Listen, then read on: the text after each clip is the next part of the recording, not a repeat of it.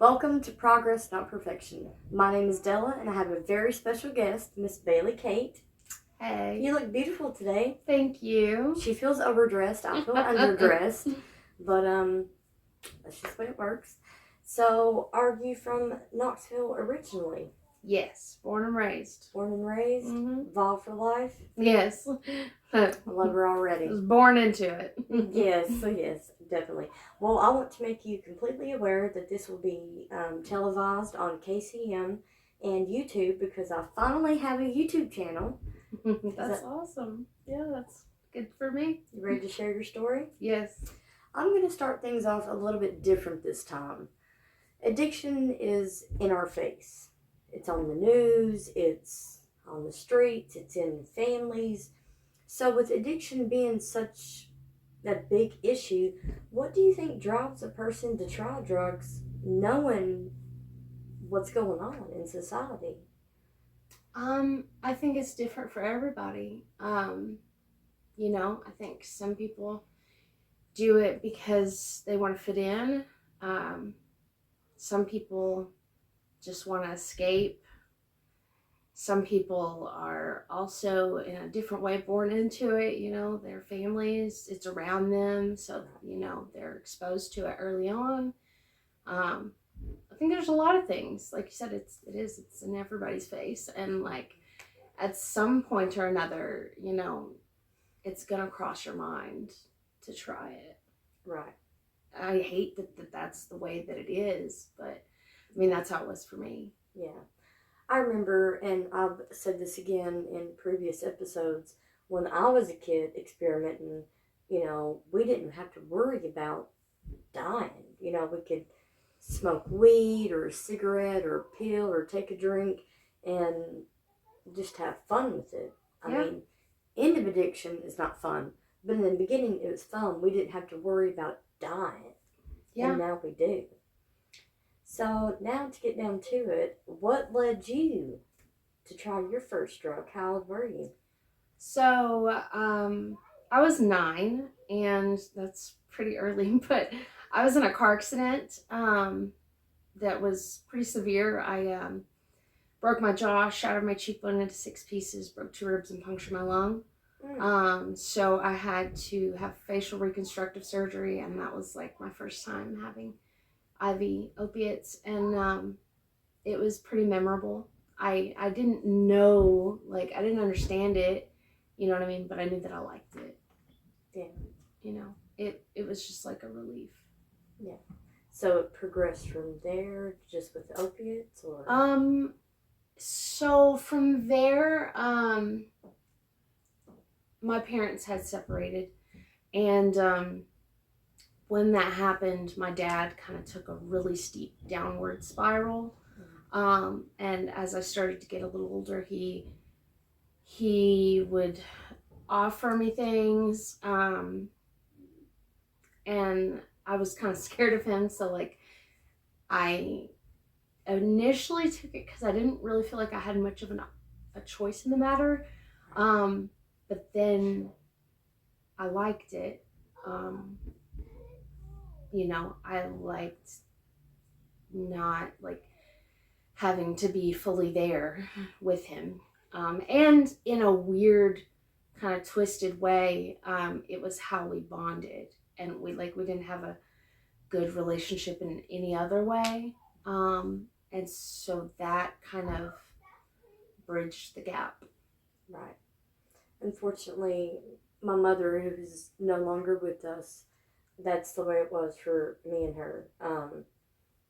We've had some police calls, fighting. If there wasn't a needle or some dope in my hand, it's pretty bad. Yeah. So I can completely relate.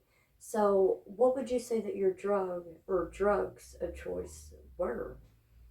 By the end of it, it was meth and heroin, IV. I kind of started out like with like Molly and like uppers. And cocaine. Molly is ecstasy. Yes. So, yeah, sorry. And ecstasy and cocaine and things like that. And drinking. but like I didn't. I kind of like I liked drinking because it was social, but like I didn't actually like drinking that much. I just did it because everybody else was doing it, and Right. and I liked to mix my drugs a lot. Pretty much anything with anything. Like, Yeah. I was kind of the same way, especially with pain pills. I would put this pain pill with this pain pill together and yeah. shoot it. But now, I'm so weird. If you offered me ibuprofen, like I probably wouldn't take it, not unless I buy it and kept it on my person. And it's so weird how we're like that now. Yeah, yeah. Well, it didn't used to be picky. Now I'm picky. No. We're not picky, but we definitely are now, which is a good thing, especially in today's society. Mm-hmm. So, how long would you say that you were in active addiction altogether? It's kind of hard to say. When definitely like through high school. Um, Part of that I was on pain management because I was diagnosed with shingles. And shingles is supposed to go away in like 6 weeks, 4 to 6 weeks. But after 3 months, they diagnosed me with post-herpetic neuralgia, which is basically like chronic shingles. So I was in a pain clinic, so I had like prescription morphine, and like I was in constant pain, and like I was just escaping by using with friends, and yeah. So, and then after high school, I got into a relationship with somebody who only like smoked weed and drank, and he kind of didn't want me to do the other things anymore. Right. And I didn't. And we were together for, gosh, I want to say, we were together for like 6 or 7 years. But I only stayed only on like the alcohol and the weed for 3 or 3.5, 4 years. And yeah. And then I decided, kind of in a bitter state, like, I'm gonna get you, I'm gonna get high, because I was mad at him. And the first drug that I did just happened to be heroin. And it was kind of a wrap from there. I had just started a business with my mom, and that's how I funded my use. Was I just stole money from that business and from my still at the time significant other. And yeah, and so from then to now, well, about a year ago, I would say it was probably like another 6 or 7 years. So, and even in the time that I was with him, I was still smoking weed and drinking. So, right. Like, I wasn't clean. You know what I mean? Yeah, but you skipped everything. And heroin has these hooks. Yeah. It's like claws, and it's. I can totally. For me, heroin gave me, like, I spent most of my life constantly concerned with how everything I did affected you. Right. And I'm not saying I was selfless. I had my own flaws, you know what I mean? Right. But I was very invested in would overthink and obsess about how everything that I did was gonna affect you. And heroin, when I did it, like, all of a sudden I just didn't care anymore, and that was so freeing. And that's the high that I chased, was just the not caring. Yeah. Because I finally, it felt like I was living for myself and not for others anymore. Yeah. But it was a very deceitful lie, because I was living for heroin. I wasn't living for me. It becomes a lifestyle. Yeah. I completely agree with that. So, what have you lost due to your addiction? I lost my sanity, my self-respect. I lost people. Do you mean relationships with people? Yeah. Um,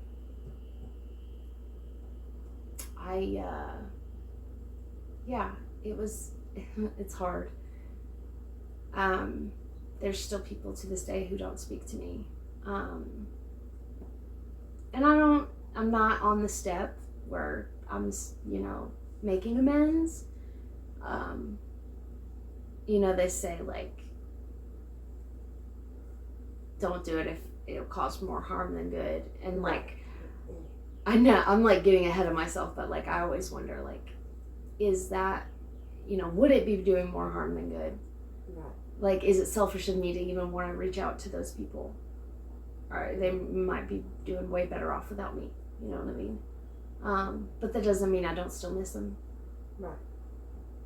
I have family members, and I've tried to make amends, and it was over something petty. It was over, I ripped them off, which means I took their money and never came back, and just petty things. And I've tried to make amends, but they're just not hearing me out. Yeah. But maybe one day they will, so don't give up. Yeah. So, what are some of your experiences during your addiction? I experienced a lot of things. I was in a relationship with another addict, and that was,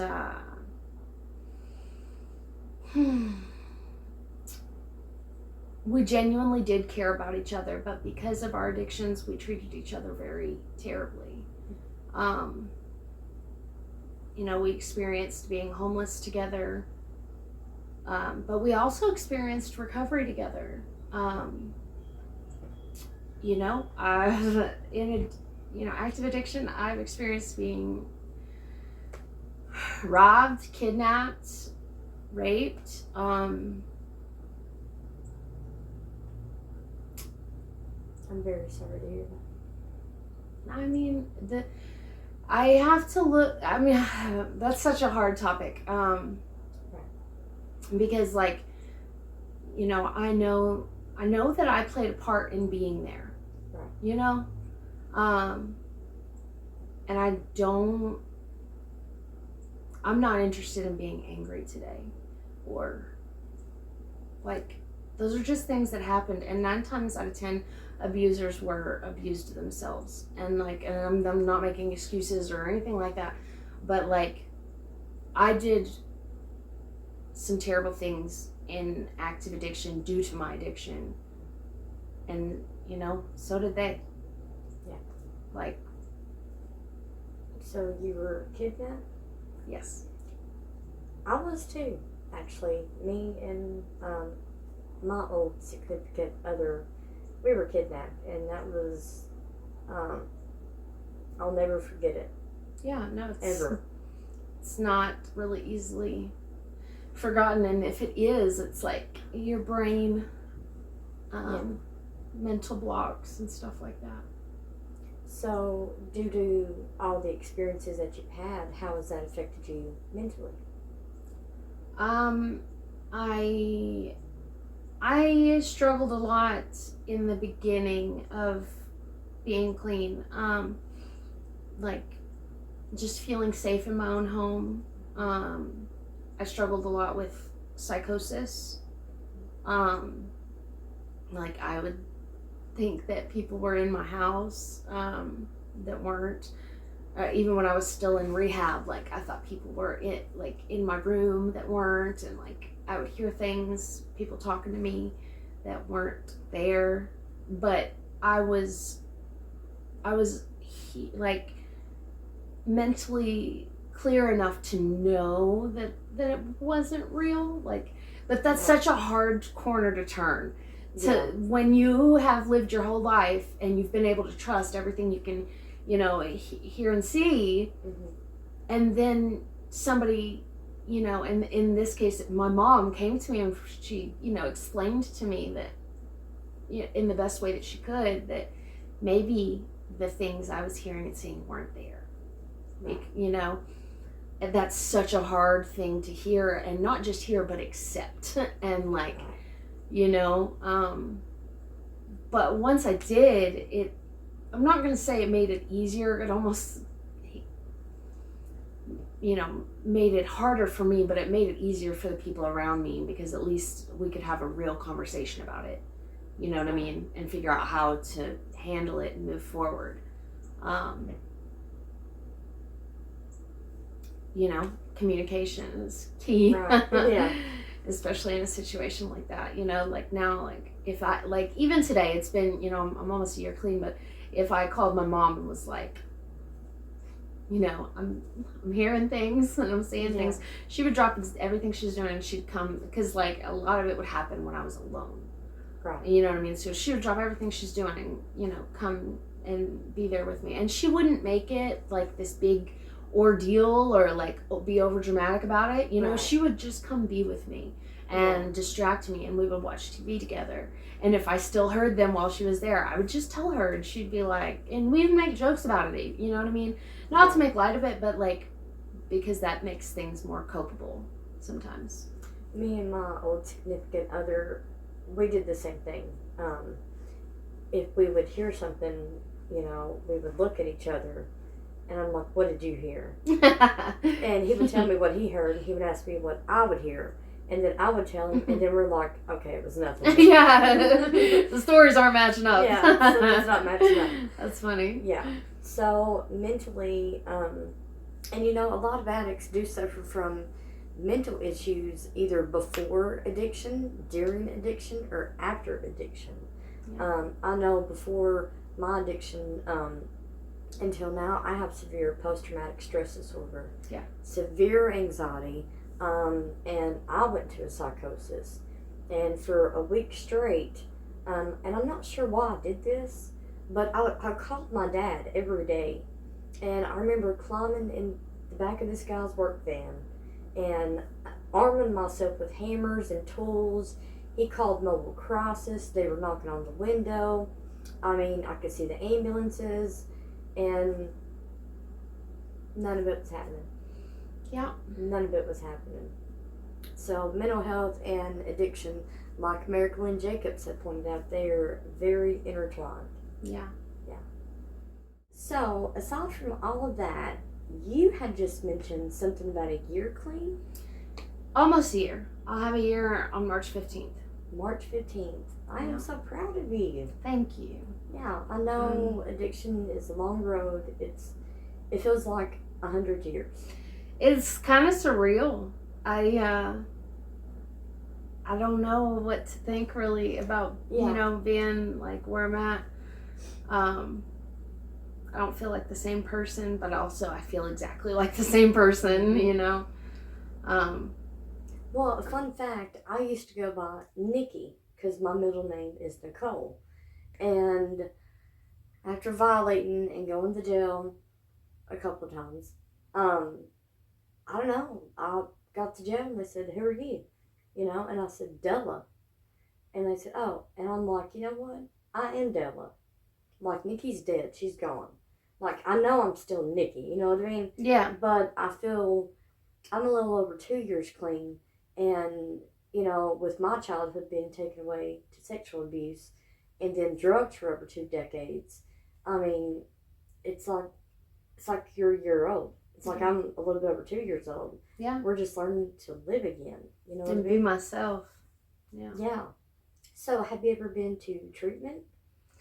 Yeah. Like, I'm actually not sure how many times I've been to, at least over 100. 100 treatment facilities? Yes. When I went to Florida, originally to get clean, I met this guy, and when we would go to meetings, these people would approach us and basically offer to pay for our drugs if we would go to their treatment facilities. Really? Yes. And that just kind of kept me in a loop. You accepted the offer? Yeah, I mean, like, I didn't know any better, and I didn't Right. know like I mean, like I didn't understand um, exactly how much damage I was doing to myself. Because eventually they stopped accepting us into treatment. Right. And that left me homeless in another state. But to be fair, um, you know, I could have come home at any time. I just I didn't want to steal any more money from my mom, so I kept myself kind of like as far away as possible. Um, but she refused to give up on me. It didn't matter how many times I screwed her over, um, which is terrible. On some levels, you know, she absolutely did enable me. But like, we used every failure as an opportunity to figure out like how we could try it Right. differently the next time. Like, you know, she got smarter with, you know, not leaving money around and Right. and saying no to me, you know. And every time, you know, I would come back, you know, I would take note, like, you know, okay, you know, I left home and that didn't go well, you know. Yeah. So this time I'll try staying at home. This time I'll try, you know, not like, you know, going to the halfway house. This time I'll try, you know what I mean? Like I just Right. used every single time to figure out like, you know, how I could recover better. Right. Because part of me did want it, you know, but also part of me, you know, I felt the shame and the guilt of it really made it more and more difficult as time went on. Right. Well, I think that's awful that they did that to you in Florida. I think that's something that needs to be addressed. You know, I can only imagine how that affected you mentally. You know, these people are supposed to be there to help you and get off the drugs, but then others approach, well, I'll give you this if you come to. That's just, that's awful. I'm so sorry to hear that. Yeah, and a lot of times, what was messed up about it is they a lot of times they were in recovery themselves. So it was just like I wanted when I first went down there, like the recovery community in Florida is actually really great if you're there to recover, Right. you know. But if you're not, it's also a really great place to get high. Right. So I don't have to ask, but I'm curious. Have you ever been arrested due to your drug use? Yes, many times. Many times. Yeah, the courts called me a public nuisance. You? Yes, me. Do you see this, Knoxville? Because I do not see a nuisance right here. I'm just saying. Yeah, I was a public nuisance. I didn't have any violent charges. They just would find me. I had a lot of public intoxication, trespassing, evading. Like you know, by the end of it, meth had taken its toll on me mentally, and I would run through the woods, and like climb trees. Why do we do that? Why do we run to the woods? Like I don't know. I wish I could tell you, but it was just the things that I was seeing and the people that I was hearing were telling me to do things, and like it didn't feel like an option. Right. You know. I'm not knocking you because I've done the same thing. Yeah. My old dope man offered me to come and stay at his house for a little while because I was homeless, living in my van that got like 3 miles to the gallon. And I chose to sleep in his backyard in a tent, completely dark, and so I can completely relate to that. Well, I'm curious. Do you have a mugshot? Yes. Yes. Would Yes. you be willing to show it? Does it look like you? No. It doesn't look like me. Literally doesn't look like the same person. Doesn't? No, but you can show it. Okay. Well, let's see what this lovely woman looked like in active addiction. We'll be right back.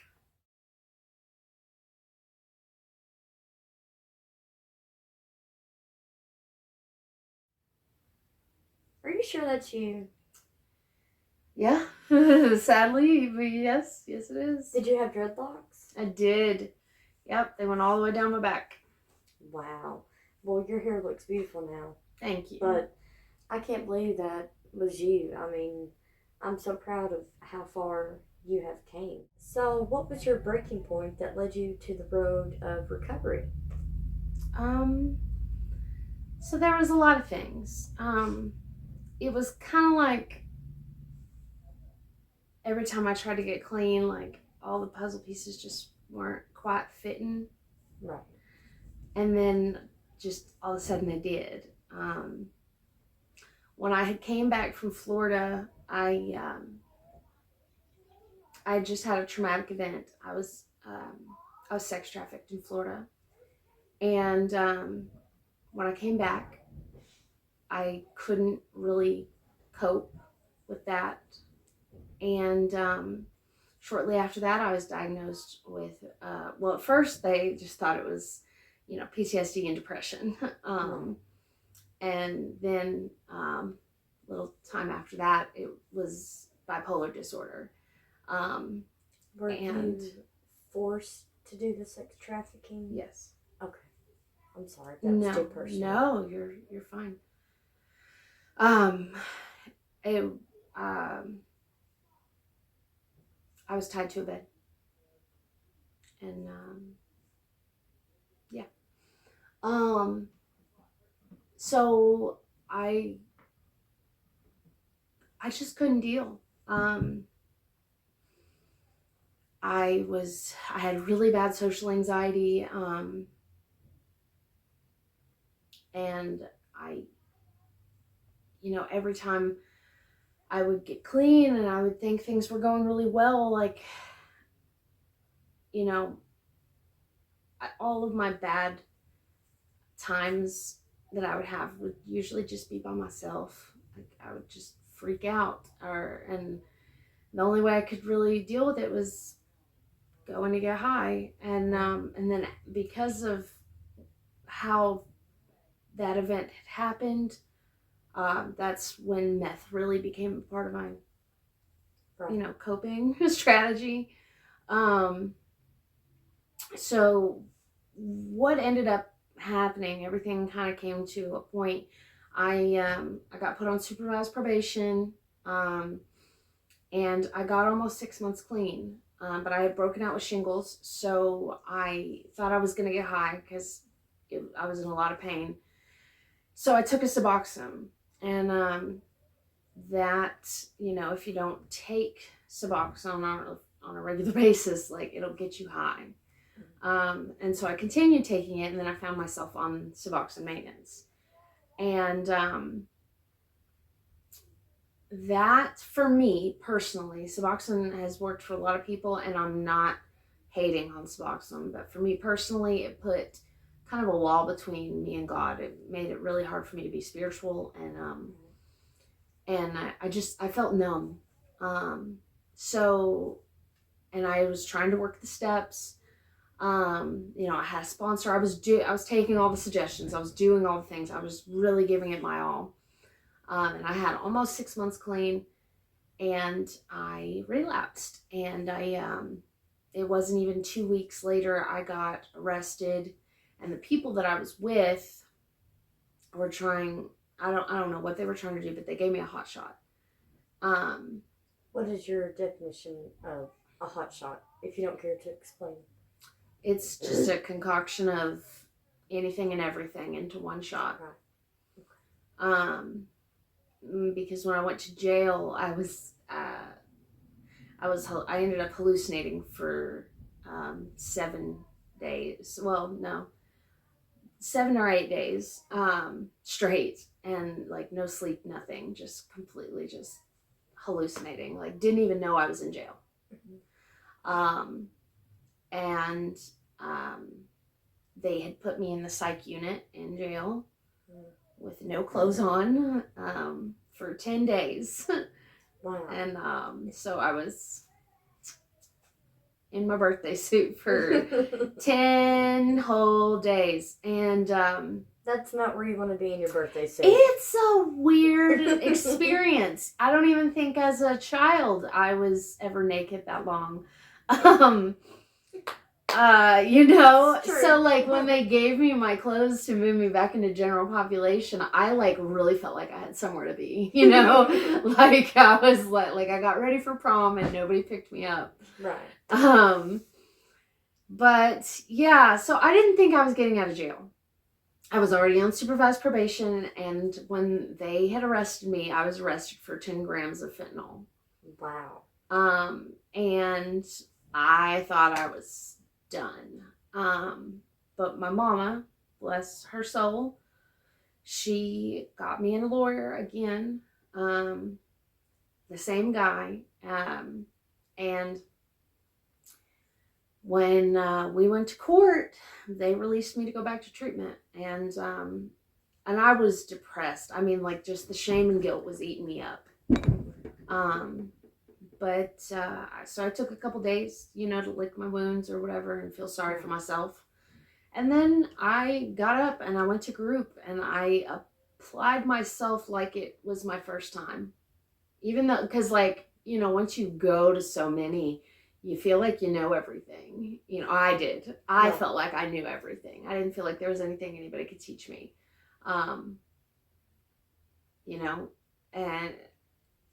And that's just not the case, because if that was true, I wouldn't have been there.